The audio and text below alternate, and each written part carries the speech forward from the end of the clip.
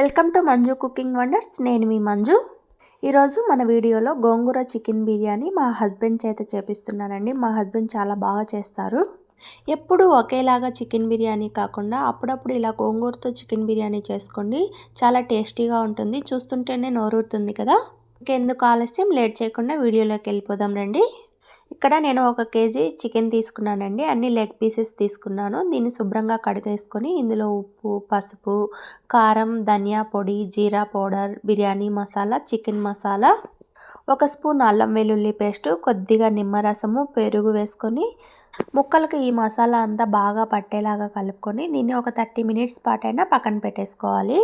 Chicken ముక్కలను ఫస్టే ఇలా మ్యారినేట్ చేసి పెట్టుకోవడం వల్ల ముక్కలకి ఈ మసాలా అంతా బాగా పట్టి గోంగూర చికెన్ బిర్యానీ అనేది టేస్టీగా ఉంటుంది. తర్వాత నేను ఇక్కడ 3 కప్పుల బాస్మతి రైస్ తీసుకొని 2-3 సార్లు శుభ్రంగా కడిగేసుకొని దీన్ని కూడా హాఫ్ అన్ అవర్ నానబెట్టుకుంటున్నాను. మీరు ప్రెషర్ కుక్కర్లో చేసుకునే విధంగా ఉంటే బియ్యంని నానబెట్టాల్సిన అవసరం లేదు. నేను ప్రెషర్ కుక్కర్లో చేయడం లేదు, నార్మల్గా చేస్తున్నాను. తర్వాత ప్యాన్లో కొద్దిగా గోంగూర తీసుకొని శుభ్రంగా కడిగేసుకొని దీన్ని బాగా మగ్గించుకోవాలి. ఇది నేను ఎర్ర గోంగూర తీసుకున్నానండి. ఇది కాస్త పుల్లగానే ఉంటుంది, అందుకని తక్కువగా తీసుకున్నాను. మీరు తీసుకునే చికెన్ని బట్టి గోంగూరని యాడ్ చేసుకోండి. ఇలా బాగా మగ్గిన తర్వాత చల్లారనిచ్చి ఒక మిక్సీ జార్లో వేసుకొని మెత్తని పేస్ట్లా చేసుకోవాలి. రైస్ హాఫ్ అన్ అవర్ ముందు నానబెట్టుకొని చికెన్ మ్యారినేట్ చేసి పెట్టుకొని గోంగూరని ఇలా పేస్ట్ చేసి పెట్టుకుంటే గోంగూర చికెన్ బిర్యానీ చేసుకోవడం చాలా సింపుల్. హాఫ్ అన్ అవర్ తర్వాత ప్యాన్లో 2 స్పూన్స్ దాకా ఆయిల్ వేసుకొని అందులో హోల్ గరం మసాలా అంతా వేసుకొని కాస్త వేగిన తర్వాత సన్నగా కట్ చేసిన ఆనియన్ ముక్కలు, పచ్చిమిర్చి ముక్కలు వేసి వీటిని ఎర్రగా వేయించుకోవాలి.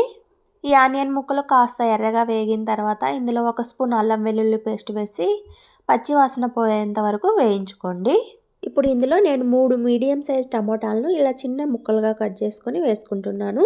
ఈ టమాటా ముక్కలు మనకు బాగా మెత్తగా అయిన తర్వాత ఇందులో సన్నగా కట్ చేసుకున్న కొత్తిమీర, పుదీనాను కూడా యాడ్ చేసుకొని ఒకసారి బాగా కలిపేసుకున్న తర్వాత మనం ముందుగా మ్యారినేట్ చేసి పెట్టుకున్న చికెన్ని వేసుకోవాలి. ఈ చికెన్ వేసిన తర్వాత ఒకసారి బాగా కలిపేసుకొని ఈ చికెన్ ఇందులోనే మనకి 80% ఉడకాలి. మూత పెట్టుకొని మధ్య మధ్యలో కలుపుకుంటూ ఈ చికెన్లోని వాటర్ అంతా ఎగిరిపోయి నూనె పైకి తేలేంత వరకు ఈ చికెన్ని ఉడికించుకున్న తర్వాత మనం ముందుగా మిక్సీ పట్టేసుకున్న గోంగూర పేస్ట్ని కూడా ఇందులో వేసి ఒకసారి కలుపుకొని ఈ గోంగూరలో ఈ చికెన్ను ఒక 5 మినిట్స్ పాటు మగ్గించుకోండి. చూడండి, ఈ విధంగా ఆయిల్ పైకి తేలేంత వరకు మగ్గించుకుంటే మనకు బిర్యానీ అనేది టేస్టీగా వస్తుంది. ఇప్పుడు ఇందులో నేను 3 కప్పుల రైస్ తీసుకున్నాను కదా, 1 కప్పుకి 1.5 కప్పు చొప్పున వాటర్ తీసుకోవాలి. నేను 4.5 కప్పు వాటర్ తీసుకుంటున్నాను.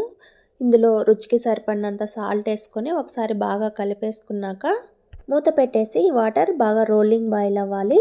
వాటర్ ఇలా బాగా బాయిల్ అయిన తర్వాత ఇందులో మనం ముందుగా నానబెట్టుకున్న రైస్ని వేసుకుందాము. రైస్లోని వాటర్ అంతా ఉంచేసి ఇందులో వేసేసుకోండి. రైస్ విరిగిపోకుండా స్మూత్గా కలుపుకోండి. సాల్ట్ సరిపోకపోతే చూసుకొని అడ్జస్ట్ చేసుకోండి. చూడండి, ఇలా రైస్ ఉడికేటప్పుడు ఫ్లేమ్ని సిమ్లో పెట్టేసుకొని మూత పెట్టేసి ఒక 15 మినిట్స్ పాటు సిమ్లోనే బిర్యానీ చేసుకోండి. చూడండి, 15 మినిట్స్ తర్వాత చూడండి రైస్ చాలా పొడి పొడిగా చాలా బాగా వచ్చింది కదా. ఇప్పుడు మూత పెట్టేసి ఒక 20 మినిట్స్ పాటు అలాగే వదిలేస్తే అందులోని తేమంతా పోయి మనకు బిర్యానీ ఇలా పొడి పొడిగా వస్తుంది. Please like, share and subscribe.